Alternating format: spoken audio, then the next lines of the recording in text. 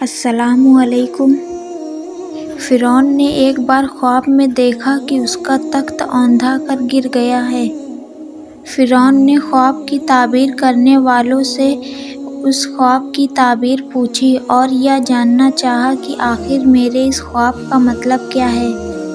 خواب کی تعبیر کرنے والوں نے اس فرعون سے بتایا کہ عنقریب ایک ایسا بچہ پیدا ہوگا جو تیری حکومت کا زوال کا باعث ہوگا، یعنی تیری حکومت کو برباد کر دے گا۔ فرعون کو اس بات کی فکر ہوئی اور اس نے بچوں کو مروانا شروع کر دیا۔ جو بھی بچہ کسی کے یہاں پیدا ہوتا وہاں سے مروا دیتا تھا۔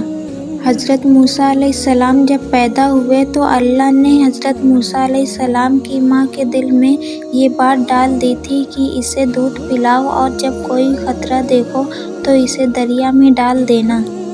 چنانچہ حضرت موسیٰ علیہ السلام کی ماں نے آپ کو دودھ پلانا شروع کر دیا کہ اس پورے زمانے میں حضرت موسیٰ علیہ السلام نہ تو روتے تھے نہ ان کی گود میں حرکت کرتے تھے، اور نہ آپ کی بہن کے سوا کسی کو بھی آپ کی پیدائش کا علم تھا۔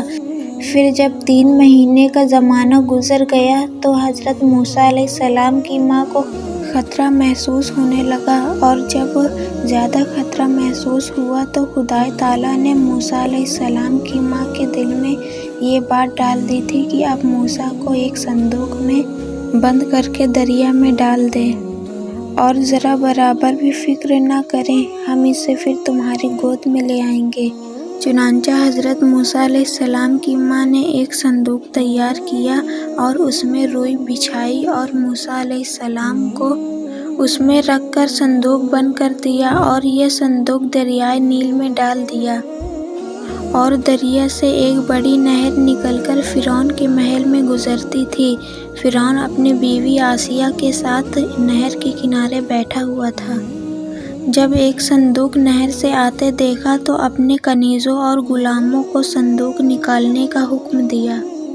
وہ صندوق نکال کر سامنے لایا گیا اور صندوق جب کھولا گیا تو اس میں ایک نورانی شکل کا بچہ دکھائی دیا۔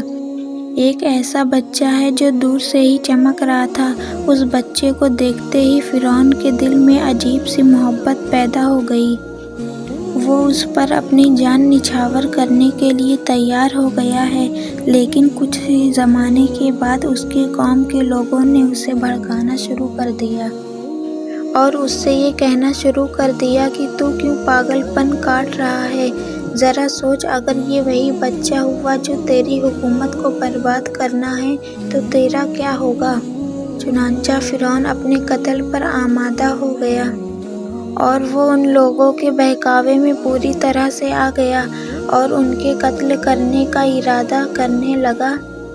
تو فرعون کی بیوی آسیہ جو بڑی نیک خاتون تھی فرعون سے کہنے لگی، یہ بچہ میری اور تیری آنکھوں کا ٹھنڈک بن چکا ہے تو کیوں پاگل بنا جا رہا ہے اور اسے قتل کیوں کر رہا ہے؟ اور ویسے بھی ہمیں کیا معلوم یہ کس سرزمین سے بہتا ہوا ہمارے پاس آیا ہے؟ جس بچے کو تیرے تعبیر کے بارے میں آپ کی تعبیر کرنے والوں نے بتایا ہے وہ بچہ تو اسی ملک میں پیدا ہونے والا ہے، لیکن یہ بچہ تو کہیں اور سے آیا ہے، لہٰذا تو اسے قتل مت کر۔ آسیہ کی یہ بات فرعون نے مان لی۔ حضرت موسیٰ علیہ السلام فرعون کے محل میں رہنے لگے اور فرعون نے آپ کو دودھ پلانے کے لیے دائیاں بلانا شروع کر دی، مگر افسوس حضرت موسیٰ علیہ السلام کسی دائی کا دودھ پینا پسند نہ کرتے تھے۔ فرعون کو فکر ہوئی کہ اس بچے کے لیے کوئی ایسی دائی ملنا ضروری ہے جس کا یہ دودھ پی سکے۔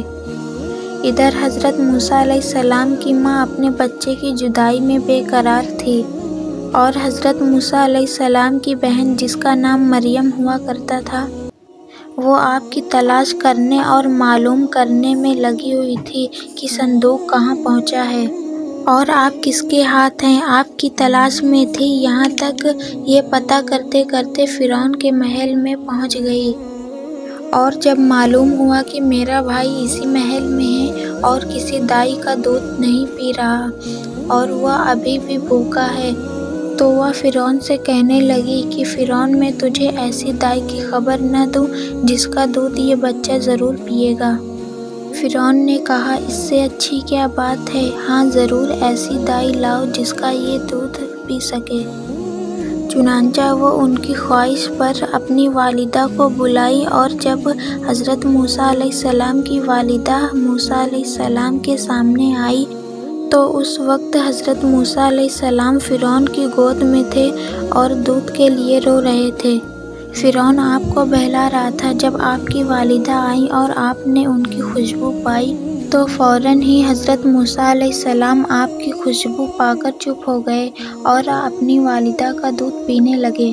فرعون نے پوچھا تو اس بچے کی کون ہے؟ یہ بچہ تو ابھی کسی کا بھی دودھ نہیں پی رہا تھا اور تجھے دیکھتے ہی فوراً دودھ پینا شروع کر دیا۔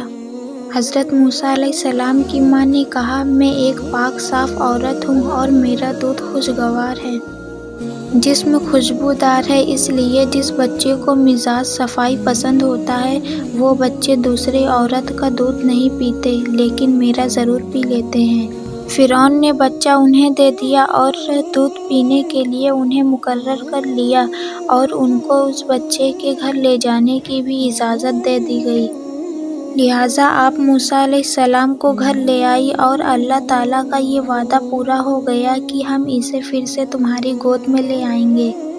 اس طرح حضرت موسیٰ علیہ السلام کی پرورش فرعون کے ہی ذریعے ہونے لگی۔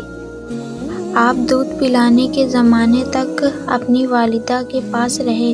اس زمانے میں فرعون انہیں ایک اشرف روزانہ دیتا رہا۔ دودھ جب چھوڑنے کی عمر ہوئی تو آپ موسیٰ علیہ السلام کو فرعون کے پاس لے آئی اور آپ وہیں پر پرورش ہوتے رہے۔ زیادہ تر فرعون کے ہی ذریعے حضرت موسیٰ علیہ السلام کی پرورش ہوئی ہے۔ اسی کے ساتھ آج کی اس ویڈیو کو لمبی نہ کرتے ہوئے یہیں پر ہم اپنی ویڈیو کا اختتام کرتے ہیں۔ چینل پر نئے آئے ہیں تو چینل کو سبسکرائب کر لیں۔